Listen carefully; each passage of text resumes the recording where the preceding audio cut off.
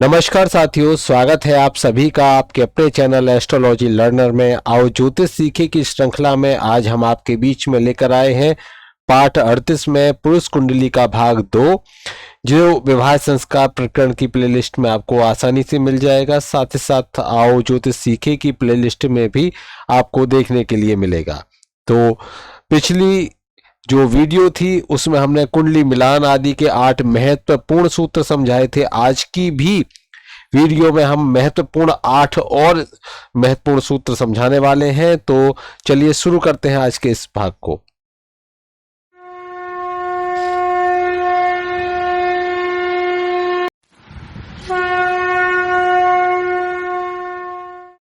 पिछली वीडियो में हमने सीखा था कि किस प्रकार से हम किसी जो गुण हैं उन गुण मिलान के साथ साथ में कुंडली का मिलान कैसे करें और उनमें हमें क्या क्या बातें विशेष रूप से ध्यान रखनी चाहिए। ऐसे 8 सूत्र मैंने आपको पिछली वीडियो में बताए थे।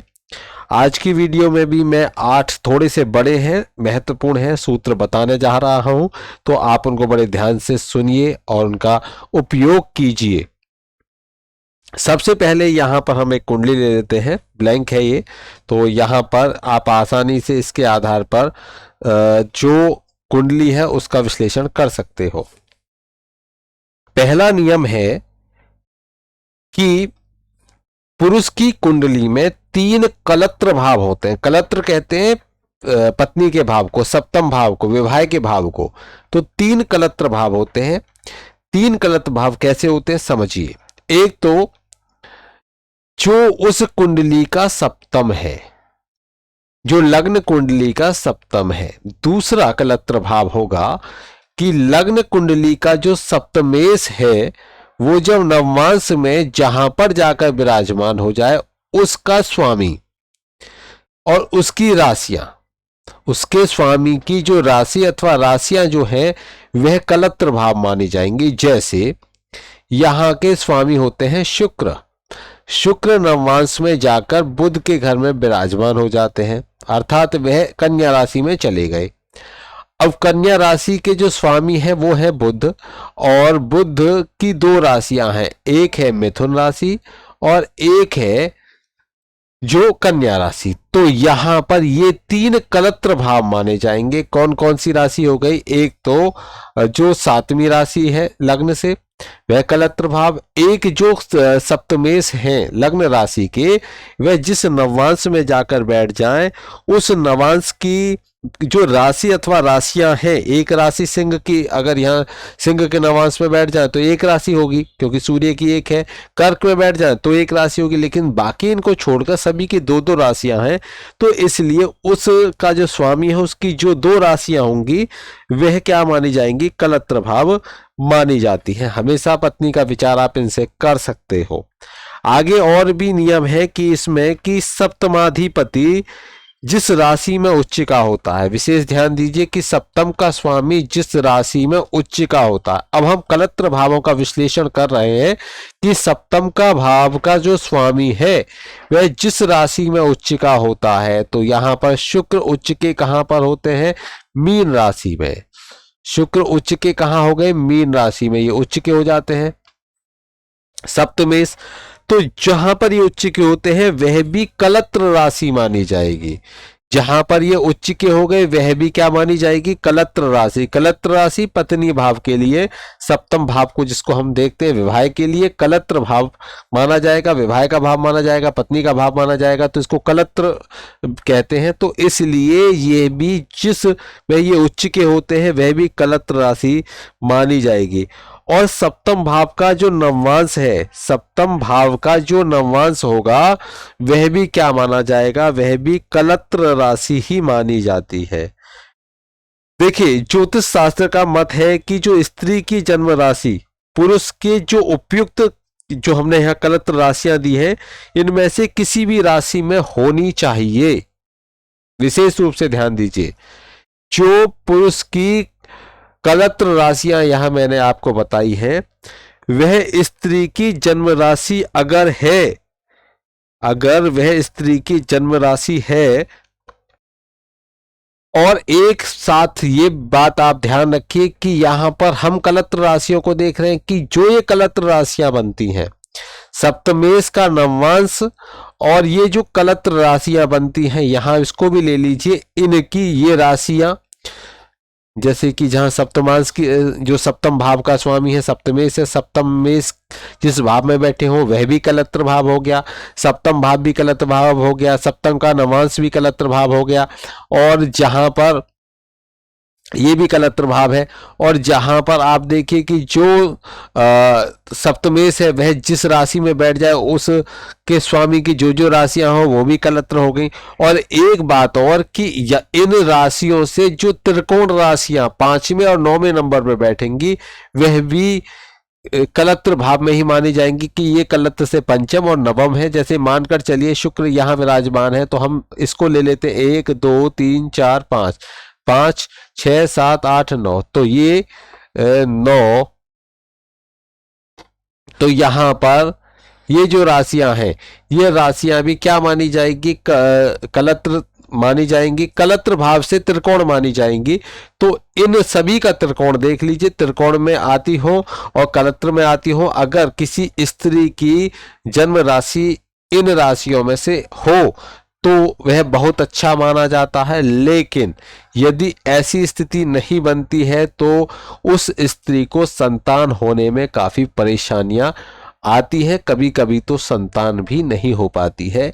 इसलिए यहाँ पर विशेष रूप से कलत्र भाव का विश्लेषण करना आवश्यक होता है कि फिर से बता देता हूं, सप्तम भाव को देखिए, सप्तम भाव के स्वामी कहाँ बैठे हैं वह उसको देखिए। अगर सप्तम भाव के स्वामी कहाँ बैठे हैं, उच्च के हो जाते हैं तो वहां पर वह भी उच्च भाव भी कलत्र माना जाएगा। सप्तम भाव के स्वामी नवमांश में जिस नवमांश में बैठे होंगे उसके स्वामी की जो राशियां होंगी वह भी क्या मानी जाएंगी, वह भी कलत्र भाव मानी जाएंगी। अब देखिए नवांश में यहां हम रख सकते हैं इसको, जैसे कि 6 और जैसे 6 हो गई और 3 हो गई, 6 हो गई और 3 हो गई, ये भी जो राशियां हैं ये भी कौन सी मानी जाएंगी, कलत्र भाव मानी जाएंगी। और जो सप्तमेश का नवांश है वह भी कलत्र माना जाएगा। और इनसे जो त्रिकोण है वह इनके त्रिकोण की राशियां, और कलत्र के जितनी राशियां आती हैं इनमें से कोई भी कन्या की राशि होनी चाहिए। अगर राशि नहीं है तो उस स्थिति में उसको संतान होने में काफी परेशानियां उस व्यक्ति से आएंगी। यह आप विशेष सूत्र है, ध्यान से इसको आपको जरूर लगाना चाहिए, अवश्य इसका प्रयोग करें। चलिए अब आगे और सूत्र हैं उनको भी देख लें। एक सूत्र का विशेष ध्यान रखें, सूत्र 2 में इसी में आपको बता देता हूं कि जो लग्नेश है वह जितने भी अंश पर विराजमान है, जितने भी अंश पर जो उनका स्फुट आता है वह, और जो सप्तमेश है वह जितने भी अंश आदि हैं उनके, उन दोनों को योग कर लीजिए और उन दोनों के योग के जो योग फल आएगा उस योग फल में कौन सी राशि या कौन सा नवांश आपको दिखता है उसके आधार पर आप देखिए कि यदि कन्या की जन्म राशि उस राशि की हो जो निकल कर आई है तो ऐसा विवाह शुभ होगा, क्योंकि यहाँ पर स्त्री और पुरुष में घनिष्ठ प्रेम देखने को मिलेगा। ये दूसरा सूत्र है। तीसरा सूत्र मैं आपको बता देता हूं, वर की अर्थात लड़के की पुरुष की जो चंद्र राशि है उससे सप्तम स्थान पर जो ग्रह हो या जिस ग्रह की उस सप्तम स्थान पर पूर्ण दृष्टि हो, तो जिस जिस राशि में वह ग्रह स्थित हो उनमें किसी राशि में यदि कन्या का जन्म हो तो ऐसा विवाह भी शुभदायी होता है। सूत्र को सुनिए, मैं यहां लगाकर दिखा देता हूं आपको सूत्र को। देखिए जैसे यहां आप देख रहे हो कि ये एक कर्क लग्न की कुंडली है, D1 चार्ट है ये, और ये चंद्र कुंडली है, ये लग्न कुंडली है और ये इसकी चंद्र कुंडली है। ठीक है, जैसे चंद्रमा यहाँ पर विराजमान है वृषभ राशि में, उच्च के हो जाते हैं यहाँ पर चंद्रमा 3 डिग्री तक। अब यहाँ पर आपको एक विशेष बात ध्यान रखनी है कि इसमें हमने जब चंद्र कुंडली का निर्माण किया, इसका लग्न कुंडली से चंद्रमा की स्थिति को देखकर, तो चंद्रमा से सप्तम स्थान में जहाँ की सूर्य विराजमान है, सप्तम स्थान में जहाँ हम यहाँ पर सूर्य को विराजमान कर देते हैं, सूर्य यहाँ पर विराजमान है और यहाँ पर बृहस्पति की पंचम भाव पर जो पंचम भाव पर उनकी पूर्ण दृष्टि है, वह दृष्टि जाती है सप्तम भाव पर, चंद्र कुंडली के सप्तम भाव पर। आप देखिए वैसे लग्न में बैठे हुए उच्च के बैठे हुए हैं बृहस्पति, कर्क राशि में उच्च के होते हैं, उच्च के विराजमान है, जो कि लग्न से सप्तम भाव को देख रहे हैं, और यहाँ चंद्र कुंडली से भी सप्तम भाव को देख रहे हैं, जो कि पांचवा घर बनता है।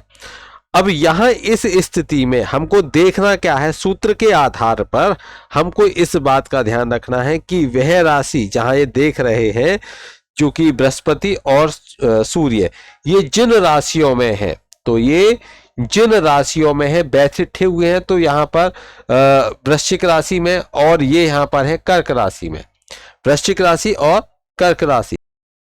अब यदि किसी कन्या का जन्म वृश्चिक राशि या फिर कर्क राशि में होता है, जहां पर बृहस्पति बैठे हुए और सूर्य बैठे हुए हैं, या तो वो ग्रह चंद्र लग्न से सप्तम भाव में विराजमान हो, या उनको देखने वाले ग्रह जिस राशि में बैठे हुए हैं, अगर वह राशि कन्या की राशि है, तो उस कन्या के लिए भी, और दोनों के लिए विवाह शुभ है, और कन्या के लिए वह विवाह भाग्योदय वाला विवाह होता है।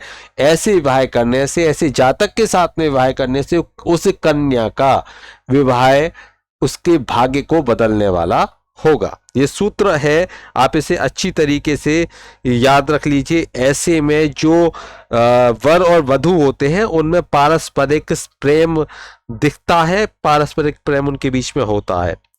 देखिए यदि कन्या की जो जन्म राशि है उसके सप्तम स्थान में स्थित ग्रह बैठे हो या देखते हो, ऐसी पुरुष की कुंडली है, तो ऐसे में भी वह शुभदायक होगा। तो जब कन्या प्रकरण आपको पढ़ाएंगे तब उसमें इस सूत्र को आगे बताएंगे, ठीक है। देखिए सूत्र ये है कि मंगल दोष, जिसको हम मांगलिक दोष भी कहते हैं, कुंज दोष भी कहते हैं, कुछ जगह पर उसको जो वह दोष है उसको और भी नामों से जाना जाता है, जैसे कि मंगल व्रता दोष भी उसको कहा जाता है। तो ये जो दोष होता है जिसको कुंज दोष या मांगलिक कहते हैं, आप मांगलिक सुना होगा कि मांगलिक है, ये लड़का मांगलिक है, लड़की मांगलिक है, तो कहते हैं इनका विवाह मांगलिक का मांगलिक के साथ में विवाह होना चाहिए। आखिर क्यों? क्योंकि एक सूत्र है कि विष को विष ही काट सकता है, तो इस सूत्र के आधार पर ही ये बताया जाता है।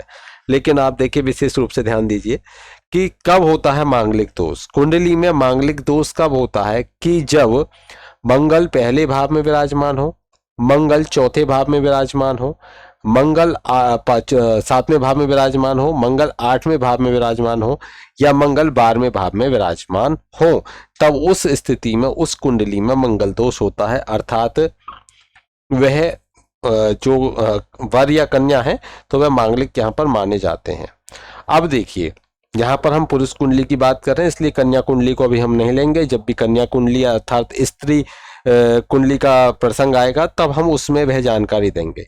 साथ ही साथ ऐसी स्थिति में अगर ये स्थिति बनती है तो उस पुरुष को स्त्री हंता कहा जाता है, अर्थात उसकी पत्नी होकर मर जाती है या उसका विवाह होने में बड़ी दिक्कतें आती हैं, देरी से विवाह होता है, बहुत सारी अड़चनें उसमें आपको देखने को मिलेगी। हम अधिकतर मांगलिक दोष देखते हैं, लेकिन एक दोष और होता है शनि दोष। तो कुंडली में अगर लग्न में और अष्टम में शनि विराजमान है, सप्तम में पाप ग्रह विराजमान है, दूसरे भाव में पाप ग्रह विराजमान है, तो भी अगर पुरुष की कुंडली में ये स्थिति बनती है कि दूसरे भाव में भी पाप ग्रह विराजमान है, सप्तम भाव में भी पाप ग्रह विराजमान है, तो उस स्थिति में भी वह व्यक्ति स्त्री हंता कहा जाएगा। उसमें भी अब वह अपनी पत्नी का नाश करता है। मानकर चलिए जैसे कि जो दूसरा भाव है, दूसरे भाव में शनि विराजमान हो गए, यहां पर मंगल तो है ही, कोई और ग्रह राहु, जैसे कि राहु यहां पर आ गए, ठीक है। इस स्थिति में जब ये ऐसी स्थिति बन रही है पुरुष की कुंडली में, तो ऐसी स्थिति में अब देखिए ये जो पुरुष का खुद का भाव हो गया और दूसरा भाव उसके कुटुंब का भाव हो गया। कुटुंब अर्थात परिवार का भाव, परिवार किससे होगा? उसकी पत्नी से होगा, उसके संतान होगी, उन सब वही तो परिवार बनेगा। लेकिन जब वहां पर कोई पापक ग्रह बैठा हुआ है तो पाप ग्रह क्या करेगा? पाप ग्रह उस भाव को क्षति पहुंचाएगा, उस व्यक्ति की जो पत्नी है उसको नष्ट करने का काम करेगा। तो इसलिए वहां पर उसके कुटुंब का नाश भी यहां आपको देखने को मिलेगा। इसलिए दूसरे भाव में, पहले भाव, दूसरे भाव, चौथे भाव, सातवें भाव और आठवें और 12वें भाव, इनमें यदि मंगल है या कोई और पाप ग्रह है, कौन कौन से में? दूसरे भाव में और सातवें भाव में, तो उस स्थिति में भी वह पुरुष जो होगा वह स्त्री हंता कहा जाएगा। अगर स्त्री की कुंडली में भी इसी प्रकार के जो मंगल दोष हो या शनि दोष हो, तो यहाँ पर आप बाकी अगर सभी वर्ग कुंडली जो इत्यादि हैं वो सही से मिल जाते हैं, सभी वर्ग वगैरह, तो आपको यहाँ पर उस व्यक्ति का विवाह उस स्त्री के साथ कर देना चाहिए जिसकी कुंडली में भी इसी प्रकार के दोष विद्यमान हैं। क्योंकि विष को विष ही मार सकता है, लोहे को लोहा ही काट सकता है। इसलिए ये जो परेशानी का हल दूसरी परेशानी से ही आप सॉल्व कर सकते हो। तो ये डॉक्टर हेतीमन का कथन है कि जिसके बारे में कहा गया है, जातक पारिजात अध्याय 14 का श्लोक 36 में भी लिखा हुआ है इसी के बारे में। तो यहाँ पर आपको इन नियमों का ध्यान देना चाहिए। चलिए और आगे देख लेते हैं, कुछ और महत्वपूर्ण नियम हैं उनको भी। एक नियम और मैं आपको बता देता हूं। अभी हमने जो बात की कि जो कन्या की जन्म राशि है वर्ग के सप्तम राशि की या उसके जहां पर वो सप्तमेश बैठे हुए हैं उच्च के हैं, तो वह राशि भी कलत्र भाव मानी जाएगी। जिस नवमांश में जिस राशि में बैठे हैं वह भी सप्तम भाव अर्थात वह कलत्र राशि मानी जाएगी।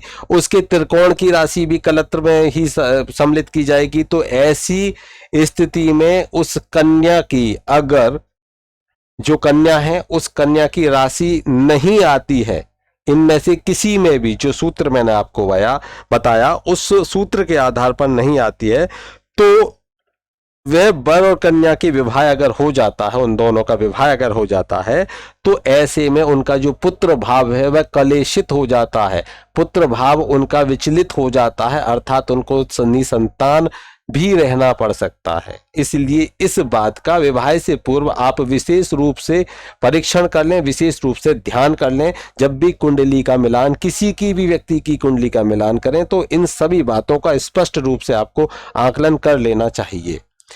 आगे देखिए, एक नियम है जिस नियम के आधार पर हमको ये देखना होता है कि जो राशि होती है वह कौन सा तत्व है। जैसे कि कुछ राशियां अग्नि तत्व की होती हैं, कुछ राशियां जो पृथ्वी तत्व है उसकी होती हैं, कुछ जल तत्व की मानी जाती हैं। और इनमें जो पारस्परिक मेल होता है या विरोध होता है, जैसे कि जल तत्व और अग्नि तत्व अगर राशियां हैं तो इन दोनों में आपस में विरोधाभास है, विरोध है इनमें। तो ऐसी स्थिति में अगर किसी की एक जल तत्व राशि हो गई, एक अग्नि तत्व राशि हो गई, तो वहां पर जैसे कि कर्क राशि और मेष राशि, तो इस तरह की राशि अगर आप लेकर चलोगे तो उस स्थिति में अगर विवाह होता है तो वहां पर वह दुखदाई हो जाएगा। क्यों? क्योंकि यहाँ पर जल और अग्नि का जो संयोग है वह उत्तम नहीं माना जाएगा।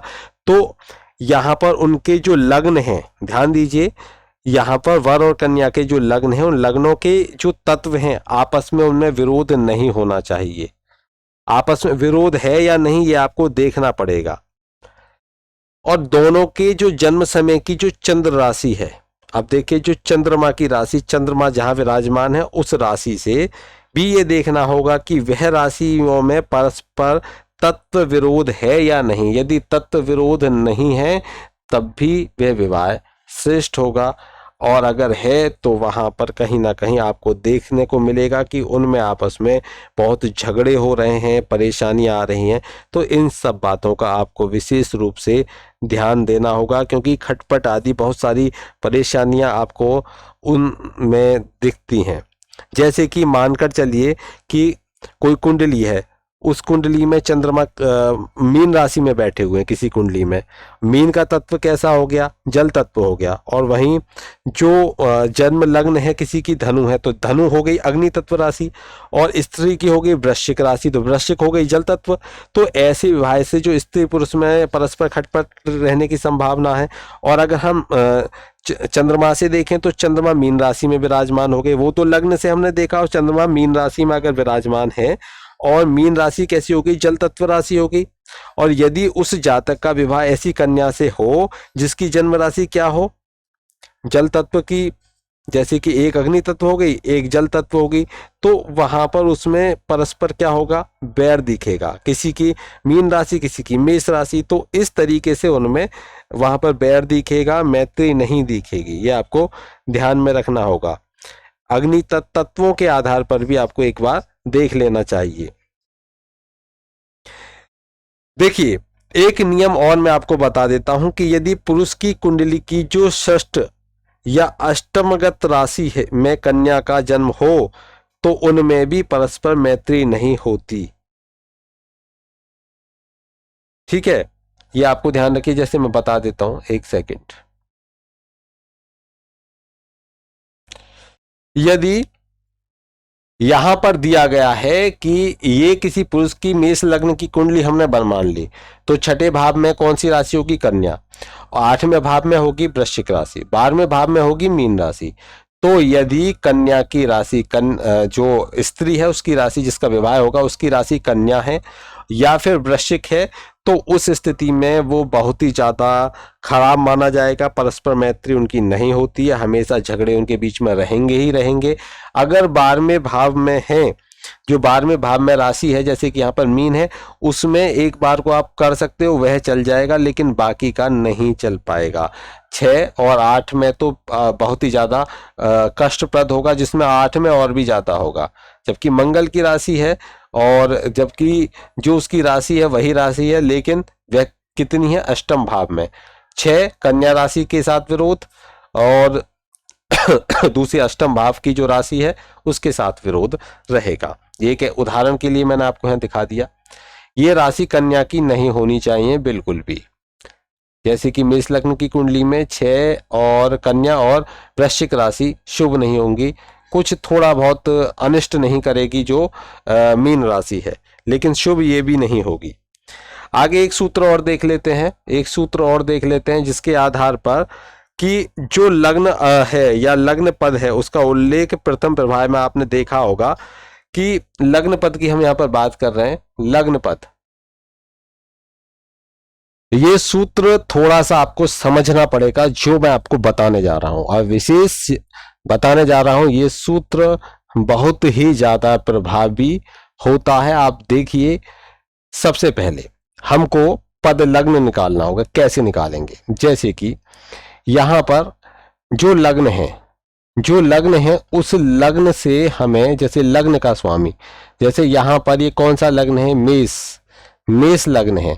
मेष लग्न का स्वामी मानकर चलिए वह यहां पर विराजमान हो जाए मंगल को यहां विराजमान कर देते हैं। तो हमको गिनना है यहां से, लग्न से 1 2 3 4 5, तो 5 में भाव पर ये बैठे हुए हैं, 5 नंबर पर। फिर यही जितनी दूर ये लग्न से हैं उतनी ही दूर हमें आगे तक जाना, तो 1 2 3 4 5, तो हमें यहां पहुंच गए किसमें, धनु राशि में, जो 9वां भाव है मेष लग्न की कुंडली में, यहां पहुंच गए। तो लग्न का पद, जो पद लग्न हो गया वह क्या हो गया, वह हो गया 9वां भाव कुंडली का। अब देखिए, दूसरा है कि लग्न का पद लग्न, ध्यान दीजिए, लग्न का पद लग्न सप्तम का जो सप्तमेश है, सप्तमेश का जो सप्तम का पद लग्न है, इन दोनों को देखिए। सबसे पहले सुनते चलिए, ये बता रहा हूं, जो सप्तम है, जो सप्तम भाव है, अब सप्तम भाव के स्वामी हो जाते हैं शुक्र। मानकर चलिए शुक्र यहां विराजमान हो गए। 1 2 1 2 3 4, 1 2 3 4, 1 2 3 4, तो ये लग्न में आ गए, यहाँ लग्न में विराजमान हो गए। 1 2 3 4, तो यहाँ पर इसका क्या हो गया, मेष। अब ये हो गया सप्तम का जो हो गया मेष। अब ध्यान दीजिए, मेष और धनु, मेष और धनु के बीच में अब हमको ये देखना है कितना अंतर है। तो यहां से गिनो 1 2 3 4 5 6 7 8 9, 1 2 3 4 5, तो इनमें 5 9 का अंतर आ गया। कितने का आ गया? 5 और 9 का अंतर। तो देखिए हमारा जो सूत्र कहता है, अब आप निकालना समझ गए होंगे कैसे कैसे मैंने निकाला, कि सप्तम स्थान का पद लग्न यदि लग्नारूढ़ से अर्थात लग्न के पद से कितना है, 1 3 4 5 7 9 10 या 11 स्थान में पड़े। तो फिर से सुनिए कौन कौन से में, एक यहां लिख देता हूं मैं, 1 3 4 5 7 9, 4 5 7 9 10 11, 10 और 11 स्थानों पे पड़े, तो वहां पर क्या हो जाता है, वहां पर उन दोनों के बीच में बहुत ही ज्यादा प्रेम आपको देखने के लिए मिलेगा, बहुत ही अच्छा ये माना जाता है। अब जैसे कि ये 5 एक दूसरे से कितना है, 5 और 9, तो ये बहुत ही शुभ अंक है। तो यहां पर ये शुभ स्थिति इस स्थिति में आ जाती है, अन्यथा इनके विपरीत है तो वह शुभ नहीं रहेगा। बाकी जो मैंने ये नंबर बताए, 1 पढ़े, 3 पढ़े, 5 4 पढ़े, 5 पढ़े, 7 पढ़े, 9 पढ़े या 10 या फिर 11 पढ़े, तो यहाँ पर शुभ होगा। दोनों के बीच में बहुत अच्छा प्रेम इनके बीच में होगा। तो यहाँ ये कुछ मुख्य बातें मैंने आपको बताई। आगे हम इस पत्नी कैसी होगी उससे संबंधित वीडियो में आपके बीच में लेकर आऊंगा भाग 3 में। तो भाग 2 में इतना ही। तो आप देखते चलिए, प्रत्येक भाग को सीखते चलिए, समझते चलिए और कुंडलियों में इनको स्थापित करके देखते रहिए कितने आपको यहाँ पर देखिए। जो ये नियम मैं आपको बता रहा हूँ, ये नियम में से एक मिलता है तो बहुत अच्छा, 2 मिलते हैं तो बहुत ज्यादा अच्छा होगा। तो जितने ज्यादा बढ़ते जाएंगे उतना ज्यादा ही वह विवाह बहुत शुभ होता चला जाएगा। तो चलिए आज के लिए इतना ही, आगे फिर मिलते हैं एक नई वीडियो में जिसमें जानकारी दूंगा स्त्री संबंधित कुछ महत्वपूर्ण बातों की। तो वहां पर पुरुष कुंडली के आधार पर। तो तब तक के लिए जय श्री कृष्ण।